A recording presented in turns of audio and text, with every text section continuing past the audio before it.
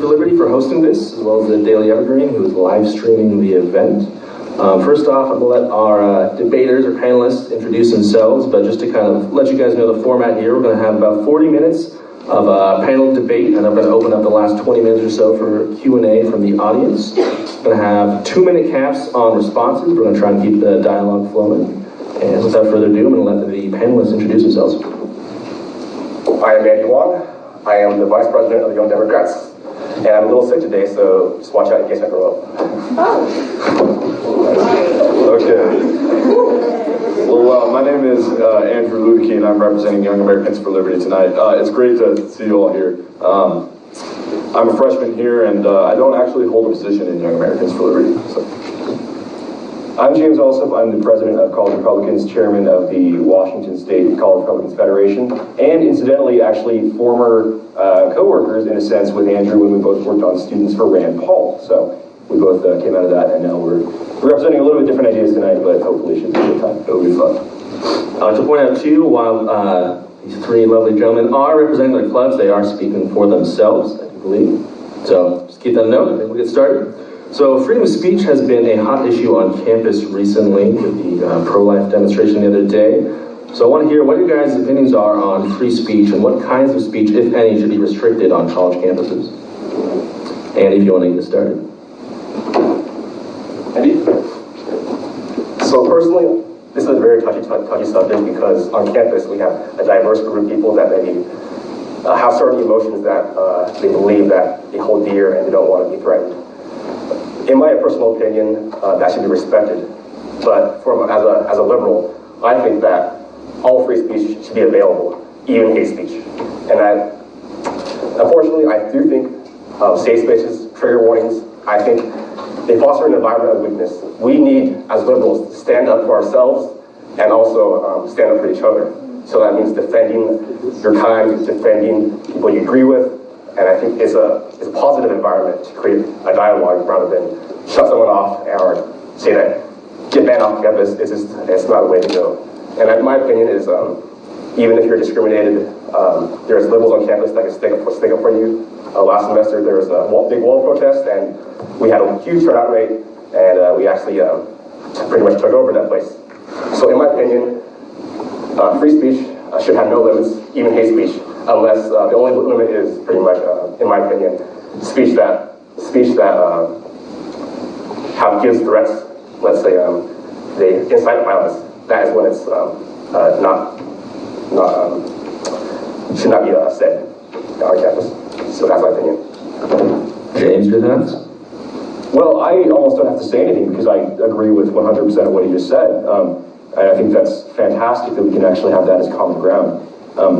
Using the wall is actually a great example, in my opinion, of an event that was of a free speech event that was done properly, of a free speech event that was done on both sides, not just on the College Republican side for hosting it, but also on the unaffiliated and Democrats and people of all different ideological bents that came out to demonstrate their either support or disillusion and protest. I think that's how it's supposed to be done. Not violating the NAP, as I'm sure my libertarian friend may mention at some point tonight, the non-aggression principle. Not destroying people's property. You don't have to destroy somebody's property to exercise your free speech. For example, with this pro-life demonstration that took place, yes, you may find it distasteful. Yes, you may find it inappropriate. Yes, you may find it offensive.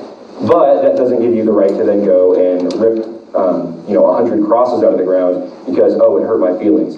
And then to go and say, oh, well, some girls online told me I was really cool for doing it. Like, that's just weak. You can see things, you can be offended by things, you can not like things, but the proper response to that is to go down to the bookie, buy your little 50-cent sheet of paper, get a Sharpie, and make a sign and go protest it. Don't destroy people's property, don't destroy free speech you don't like. The freedom of speech is the most important right out of all of our rights, essentially, because it allows you to voice your disagreement with whatever government or other institutions are doing. It must absolutely be protected, and I completely agree with what the Young Democrats have said tonight. Follow up with that, Andrew. Short of incitements to violence, do you think there are any restrictions that are appropriate for free speech? No, I think these gentlemen covered it very well.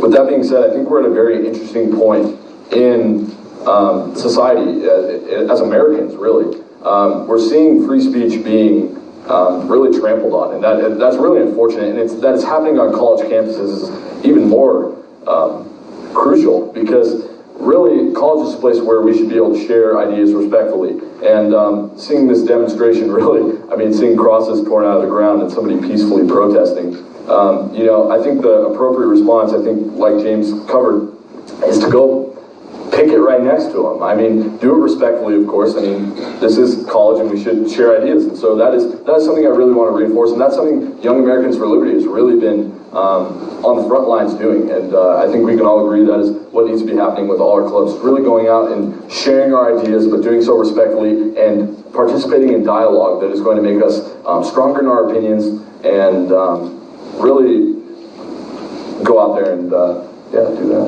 Yeah. Cool. Speaking of constitutional rights, Neil Gorsuch was recently seated on the Supreme Court to fill the seat vacated by Antonin Scalia, who we all know is a famous originalist. And much like him, Gorsuch is also an originalist, believing the Constitution is fixed and should be interpreted through its original meaning, its original intent. I'm curious what your thoughts are on should the Constitution be interpreted this way, or is it more of a living, breathing document? James, if you'd like to start. Yeah, I think the originalist interpretation of the Constitution is the correct interpretation of the Constitution. We are guided by the original, by the frameworks and the setup that the founders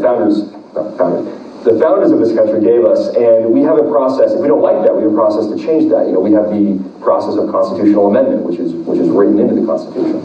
If we decide there are certain principles in the Constitution that are no longer valid, no longer applicable, no longer relevant to our current way of life, to the current world we live in, then we can go change that. We can change that rather easily, by the way, with a legislative process. Bestowing the power upon the court to interpret the Constitution in a way that they see fit, you're essentially creating a 9-man and 6-man, 3-1 super legislature in this country that is accountable to no one. You know, you can't vote out the Supreme Court if they do stuff you don't like. I think that is allowing the court to have much more power than the founders ever intended them to have. And as a result of that, I think we really need to return in this country to a system where the legislative branch has most of the power. I mean, that's the way this country was supposed to be. The legislature had most of the power, the executive was much less powerful than they are today, and then the courts were even less powerful. We kind of have it backwards now, where the executive is very powerful, the courts are very powerful, and the legislature is kind of an afterthought. So we need to return to the legislature having the most power, and I think that originalism on the Supreme Court is an essential characteristic of a society that is going to function in that way. Andrew? Well, I do agree with James in the sense that the checks and balances are a little thrown off with the Supreme Court having way too much power, but I am a huge fan of Justice Gorsuch. I totally agree with the originalist view of the Constitution. And with that being said, I think over the last few years, especially under the Obama administration, we did see a tremendous upheaval of originalist views of the Constitution, in that citing examples of like Obamacare and such, where the originalists, such as James and I, we don't really see eye to eye with that. And so I'm happy we're now in a 5-4 majority, originalists are. So I think that is I believe that's in the correct interpretation, and I look forward to a lifetime of Neil Gorsuch breaking those ties in a originalist point of view. Well, I really respect your guys' opinion. I do agree that the legislators have more power, and also that the president's power should be limited. But however, there are certain aspects of the Constitution that we need to shine light on. For example, is gun control. Back then, the idea of a gun was a musket to have a limited amount of reload. The modern assault rifle or semi-automatic rifle is a totally different idea of the right to bear arms. I think there's weapons like automatic weapons and explosive that are called class 4 weapons. Those are banned those are banned or very limited, and you need a background check for those. So in my opinion, the expansion of background checks doesn't violate the Second Amendment. So in my opinion, but also there's certain background checks that need to be taking place to change that the idea of gun control. Also, there's other things like things the founders have not covered, like civil rights or gay marriage or healthcare. I think those are important in the future, just just talk about them and look at the interpretation of the Constitution and change some parts of the Constitution to incorporate those rights. So in my opinion, Constitution is very important, but I do believe there's some room to change, and I think there's some room for interpretation as well. Can we respond to Absolutely. Okay. So, do you want to go, or do you want to go back to the circle order? yeah, I'll jump in. I just ask one quick thing to say. This idea that things have changed so far that we can't interpret the Second Amendment the same way, you can make that same argument for the First Amendment and say that, well, the internet didn't exist in 1776, and so the founders would not have agreed to free speech on the internet, or that the Commerce Clause back in the day, didn't account for the amount of states we have now, and so interstate commerce has changed in nature, and so the interstate commerce clause doesn't apply. So there are a lot of things you could say that, oh, well, we've gone so far that the founders' intent could not have foreseen where we are today. And I think the answer to this, and I think you got to this at the end of your answer, which I think is great, is we respond to that through the legislature. When we want to make a change on healthcare policy, for example, that you mentioned, okay, great, let's go to the legislature and make that change. Let's not give that power to the Supreme Court to make that change unilaterally.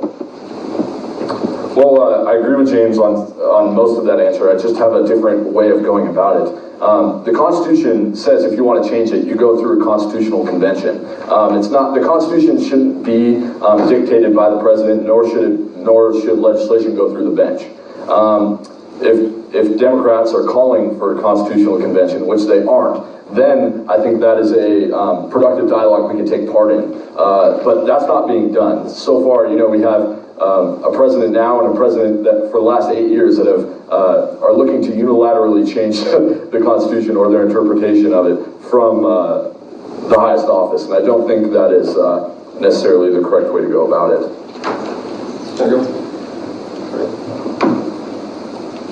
So I really loved your guys' opinion. However, as James said, times have changed. Of course, the internet, for example, you cannot have a very quick election. There's certain because the internet is so rampant and there's so many news feed. I think democracy from the internet is a bad idea. So there is certain limits of the First Amendment, of course. You cannot scream fire in a crowded theater, and it has to go through a certain interpretation of the Constitution. It doesn't really have to be just from the legislature. I think that idea is a good idea. It's just Democrats aren't doing that, and neither are Republicans. George Bush did it, President Bush did it, President Obama did it, and now I think for the next 4 years, President Trump is going to be doing it, unfortunately. Our presidents have no touch of reality with where the Constitution stands, and how to go about things like that. Ironically, President Obama was a constitutional law professor, so that's pretty interesting to me. But nonetheless, there is a specific way to go about it, and I would challenge my peers to really go to their colleagues in each respective political party and really emphasize that. I think that's one thing that Young Americans for Liberty is bringing to the table, is that we go about the Constitution the way the Constitution interpreted us to go about it. And I would seriously challenge you guys to even look at that part of the Constitution. Something else I'd like to address. American politics have long been defined by our two-party system, and obviously we have 3 of you up here tonight. So I'm curious to hear your thoughts. Is the two-party system still viable in our current political landscape, or should we move towards a 3-party or even 4 or 5-party system? Andrew, if you'd like to take that first. Yeah, this is one of my favorite questions, actually, because as some of you may know in the audience or watching online, I've been a Republican my whole life. I was raised right, as some people would say. And one of the things that I've come to disagree with over time is this idea of a two-party system. And that's something that I really first encountered in the 2016 election, where I did not vote for our current president. I voted Republican straight down the ticket, but when it allows, we should be able to vote in a 3-party system, 4 or even 5-party system, free elections, as I think some may call it. That's an idea I think we need to go towards, so we're not stuck with 2 candidates that half of Americans, that's a rough estimate, can't stand. I mean, you had Bernie Sanders supporters who wouldn't support Hillary Clinton because of what she stood for, what she had done in elections, and the rigging that had taken place. And on the right side of things, you had people that would not support Donald Trump because it's Donald Trump, frankly. And so I think that's one thing we need to look for and really advance socially with these multi-party systems. And I think that's something that we can look forward to in the future as 2020 brings around. I'm hoping that Libertarians can reach 5% of the vote in Washington. We were just short of that, of becoming major party status. But I think that is something, as we become more libertarian, quite frankly, socially we're becoming more libertarian. And that's something that I think we will see in the future.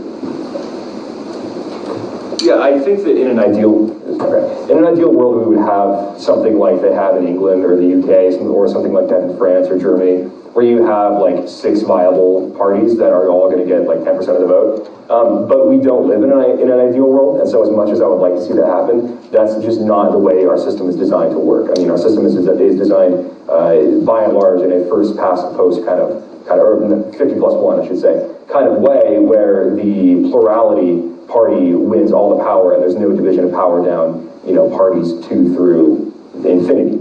And so there's not much incentive for a third party to take off, because they're just going to spend a lot of money, and then if they get third place, they get nothing. There's no reward for them in the way our system works out.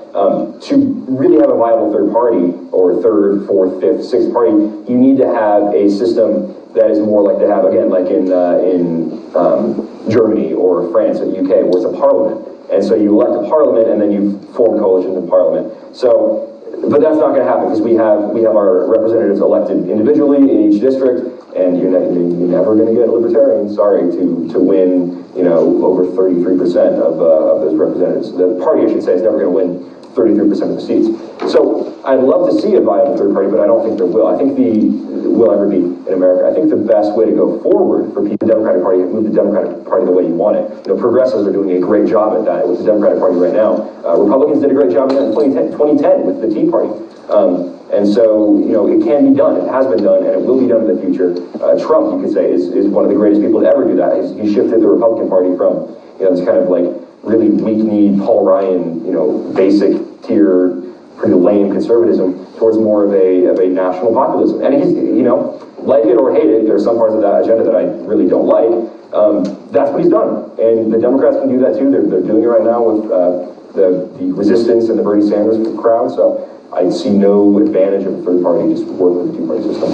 I agree with James, because the first past the post system, the system we have different interest groups lining up into one party, and interest groups going to another party, and we have just a group of very wealthy interest groups that form up together, and you have to pretty much abide by all their rules and then abide by all their ideologies in order to be part of that party.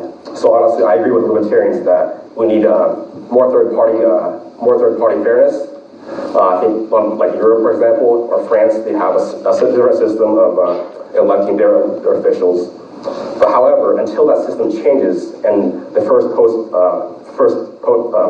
system is replaced, I think the only alternative is, as James said, to work within both parties. Trump is a good example. Bernie Sanders is a good example.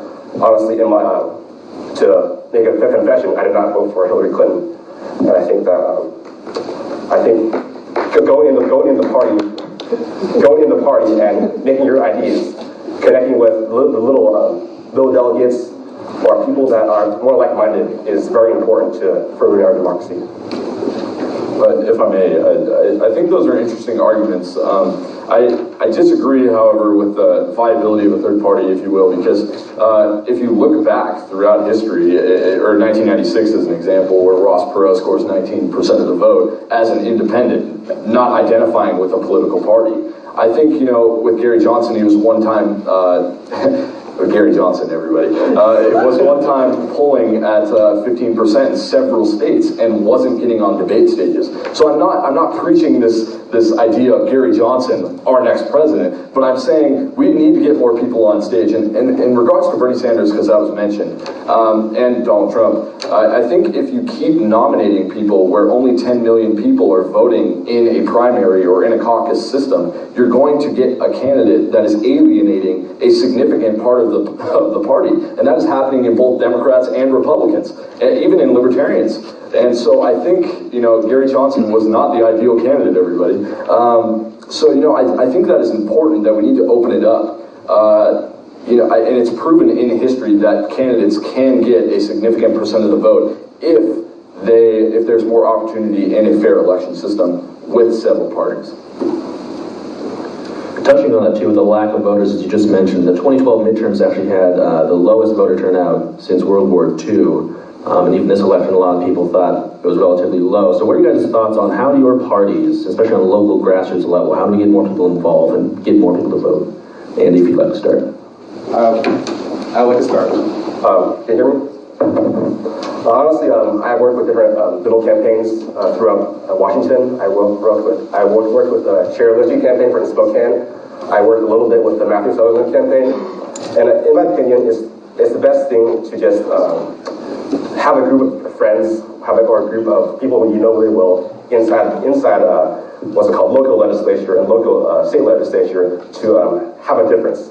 Bernie Sanders won in this state, and I think that's a very, very important step into democracy and how not the desired party of the institutions and the establishment choose it to be. So in my opinion, the best way to have more democracy and more choice is just to work with smaller levels of government and smaller levels of the political party.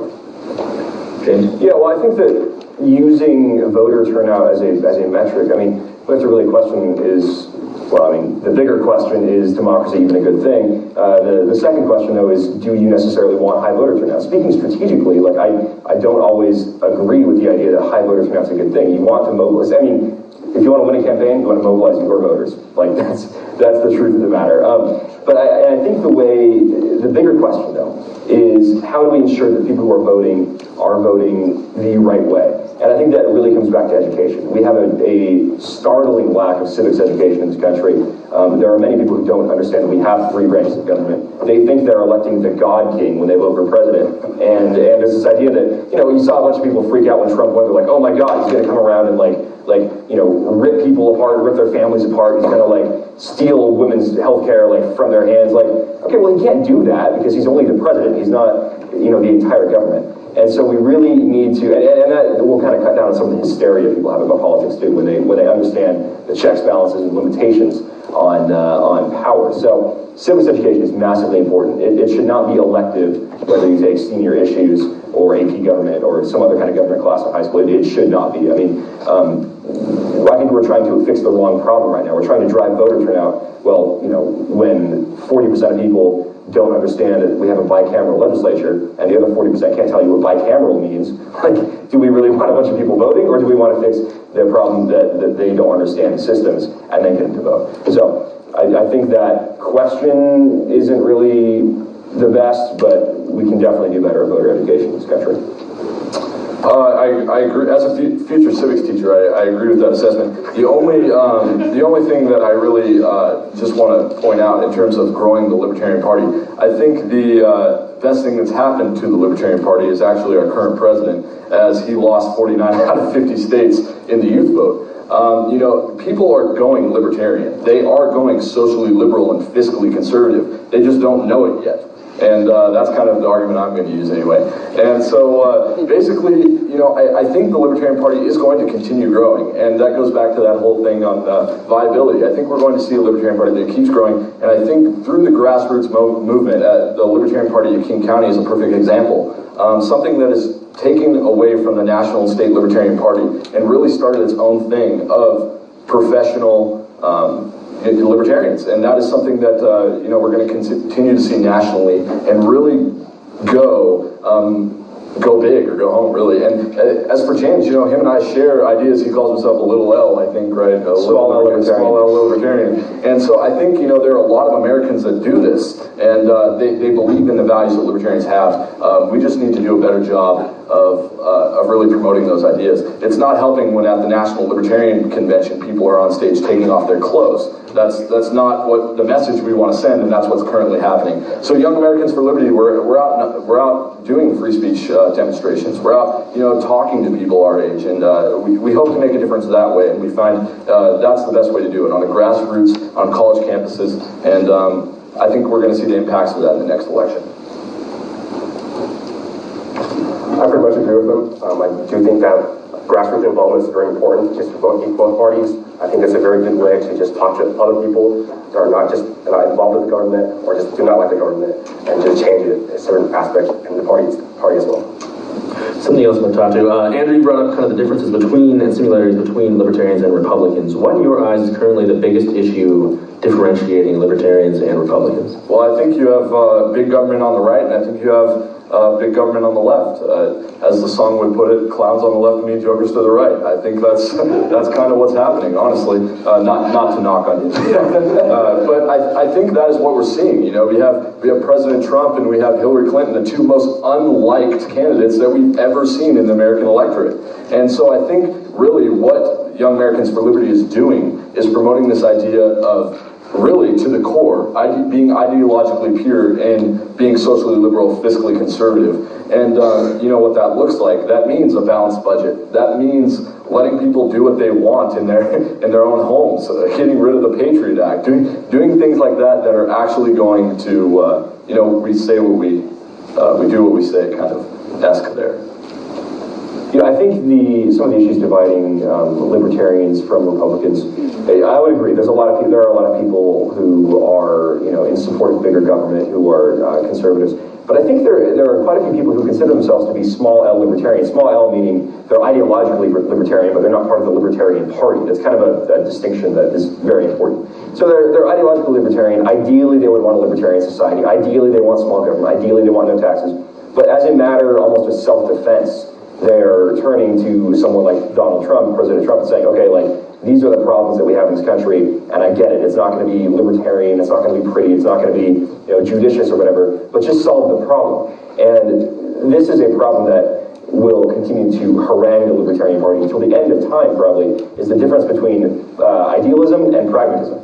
And I think there are a lot of people who are very, very idealistic. They have this ideal society, you know, where everyone has equal rights and everyone is you know, there's no taxes, and, you know, people build the roads out of their own volition, and, you know, no government or whatever. But that's never going to happen. Like, libertarians have to realize, like, that is impossible. And so a certain degree of big government is fine. By the way, most Americans are okay with with a certain degree of big government. They may say they hate the idea of big government, but then you ask them, what do you think about Medicare? And they love it. So, you know, they don't really quantify it in the same terms, but they are okay with big government. So there's not that ideological repellence that a lot of libertarians think there is. So I think the biggest issue, though, to bring back the question, is immigration, dividing libertarians and most Republicans, nationalists, conservatives, whatever you want to call it at this point in time. Libertarians tend to believe in you could call it a borderless society or something, which is great until a bunch of people from the third world come in and take all your resources and leave you with nothing. So that's where a lot of people who are more right-wing libertarians, people like I would consider myself, we believe in, you know, economic freedom, we believe in low taxes, but we also believe in protecting national sovereignty to the degree that we can with the government. Can I? Oh, Andy, do you want to go? Oh, pretty much. I do think that the idea of, I don't know, the free market controlling itself and the free market being able to provide all goods, it's just naive, I think. Both from the Republican side and the Democrat side, we all have ideas that there's a certain level of nationality and a certain level of control the government needs, and the government needs to be controlled by the people, and to make an efficient system for everyone, not just a certain group of people. Well, that was a lot of information to take in there. What I heard is libertarians are borderless people and free markets don't work, neither of which are true, I would like to add. I voted Libertarian for president in the last election, and I still believe in borders. I still believe in having a strong border and protecting our people from whatever crime James may think is happening at the border. And you know, I do believe in these things. And in terms of free market, oh man, don't even get me started. Holy smokes. Yes, I believe in the free market. The free market is proven to work. It does. We don't live in a free market economy right now. So I think that is a lot of information that I look forward to in the rest of this debate, or maybe even a question and answer. I don't think my 2 minutes could possibly expand on that. But nonetheless, the point I really want, James brought up immigration, I think that is really important. Libertarians don't feel that way. Libertarians want a strong border. They don't necessarily always agree with the wall, but they want a strong border and they want to keep our people safe. So, you know, the ways of doing that through more funding to ICE and whatnot. That are possible alternatives to those are possible alternatives to that problem.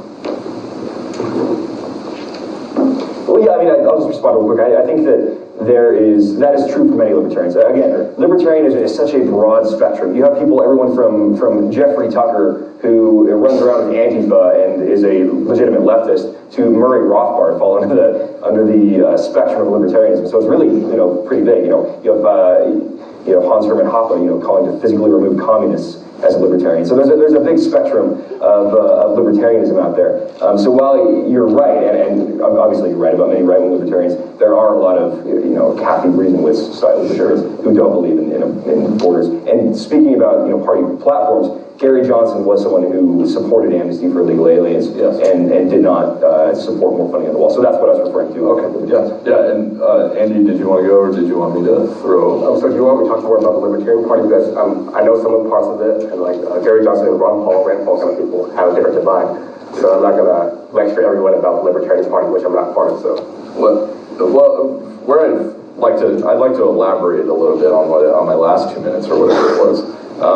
I do think the Libertarian Party, like I've addressed, is growing, and I think this idea of small L libertarians are going to turn into big L libertarians as the right keeps going further right, up almost into authoritative regimes almost. But I think that is something we're going to continue to see in terms of the Libertarian Party not being a viable party. That's just foolishness. I think that we're providing. I'm up here on stage with these two gentlemen when we're discussing, we're enacting productive dialogue, and that's something that needs to happen. And the first step in that is including libertarians on presidential debate stages. I think. Okay. I think that is a productive way to go about this situation.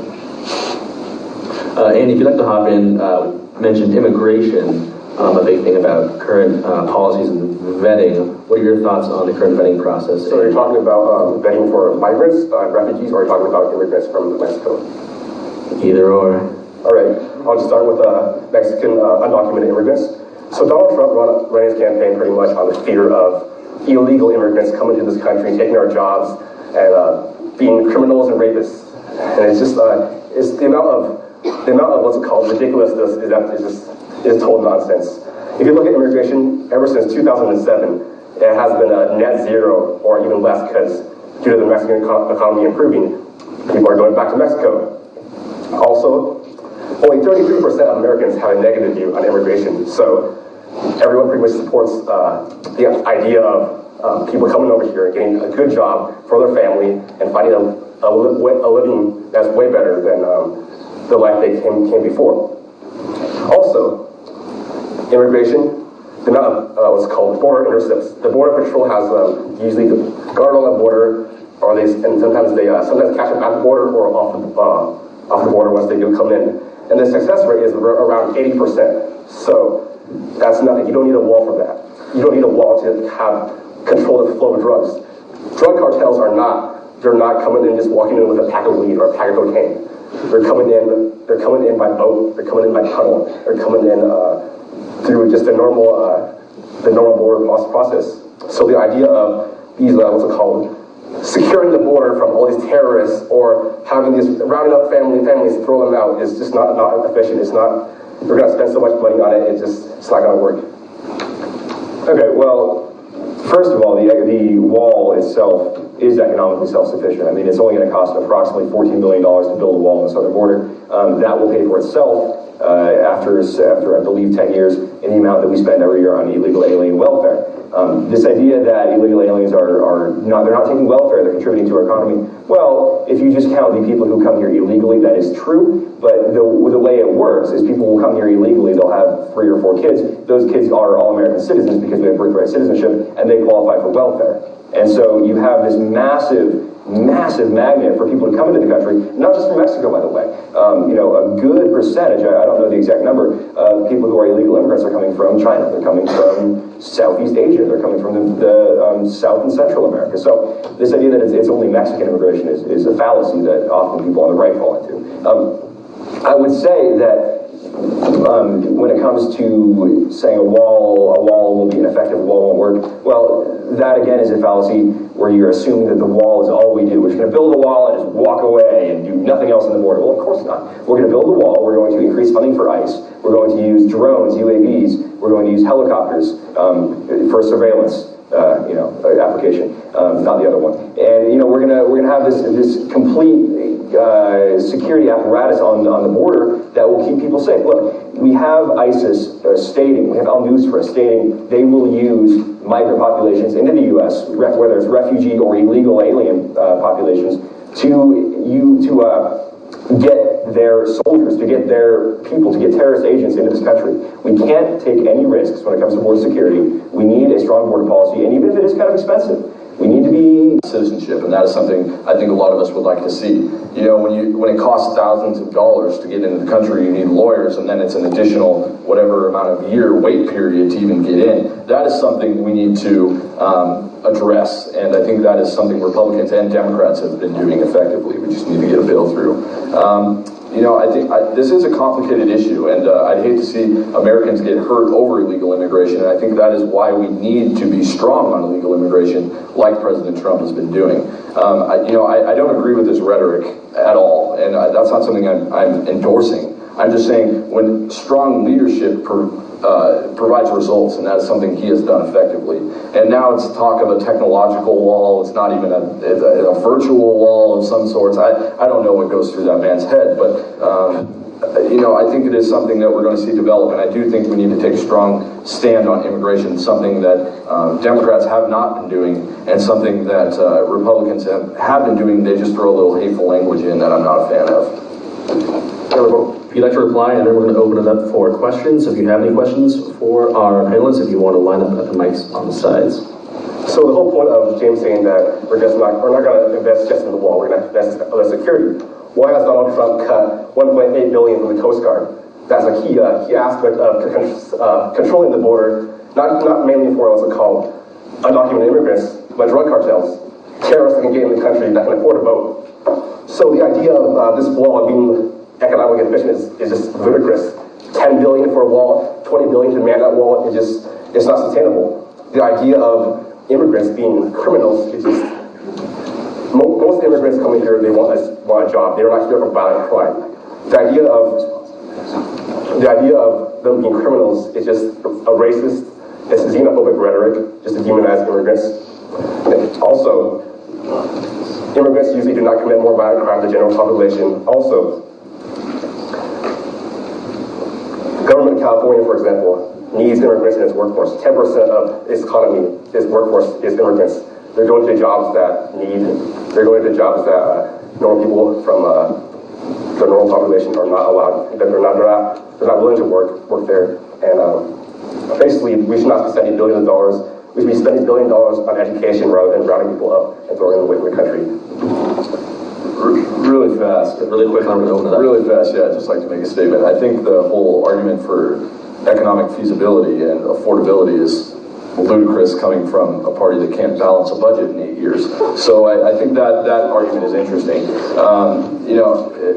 Like James said, it comes at a cost, making Americans safe, and I agree with that. I just don't agree with the Democratic Party saying that we need to be economically feasible. We're going to open up to questions. If you want to walk to the mic and ask your question. Yeah, so my question's geared for Andy and James. What do you guys think we should do about war zones like Berkeley and things like Antifa? Since that's a hot topic right now, I'm kind of curious, since you guys are opposite ends of the spectrum, on how you fix things like that, because clearly it's ridiculous and it's out of hand. Yeah, no, I think that President Trump put out a great tweet a while ago where he said that if these schools like UC Berkeley continue to allow Antifa, who are essentially, for some reason, man, they're all like really short dudes and really skinny dudes. I don't know why that is, but it's a bunch of dudes who wear masks and pretend they role play as communist revolutionaries, and they go up in there, we're gonna smash fascism, and then whenever they're not outnumbering somebody 10 to 1, they all run away, which is really hilarious to watch. And so these Antifa guys, they go up and they're gonna oh yeah, we're gonna beat this pregnant woman with a flagpole because we're tough. It's totally out of control. It's totally ridiculous. And I firmly believe in right-wing safety squads. Like, you know, I have no love lost when, you know, Antifa, they go out and they throw fireworks at old people. You know, there's an 80-year-old man got hit with a firework in Berkeley this past weekend. So I have no love lost when Nathan D'Amigo punches an Antifa chick in the face. I think that's great because, you know, the right wing has to start responding back to these people because they are thugs, they're cowards, they're domestic terrorists, and I frankly believe that, you know, if the police are not going to step in, people need to defend themselves. So that's your right as an American to defend yourself. You know, if they call her moldy loss, because she got little dreadlocks, if she's going to go and try to like throw M80s at people, then, you know, that's the way it's going to be. I think that in the end, though, with all this political violence, I think we're all losers. I think we are all on the losing end of this because it is not good for anybody if we are now in a country where instead of arguing and debating and expressing ideas like this, we're just going around and seeing, okay, who has a bigger army of people and can beat the other side up the best. Like, I think that sucks. I think that shows a disillusion in American society. So if universities are allowing Antifa to operate, they should absolutely be defunded by the federal government. Police chiefs should stop being cowards, have some backbone, and tell your police to go do their job and crack down on these violent rioters. And, you know, the truth is, guys, this violence is really coming from the left side. The right wing is responding when there is violence going on, but these free speech demonstrations, you don't see right wingers going out shutting down left-wing demonstrations and marches. It's only coming from the left, and I think we need to be honest about that. So Antifa, they're not really very organized. They're just a bunch of different groups that have different opinions. For all the violence that Antifa does, I denounce them. I don't think that's a very, very good way to like fight the right. I think violence is never the answer for political dialogue. I think they should be fighting with protests and with words, not with violence. But yeah, I agree with James that these violent groups they don't serve any good purpose. They don't serve both sides. They just hit each other and hurt us as people.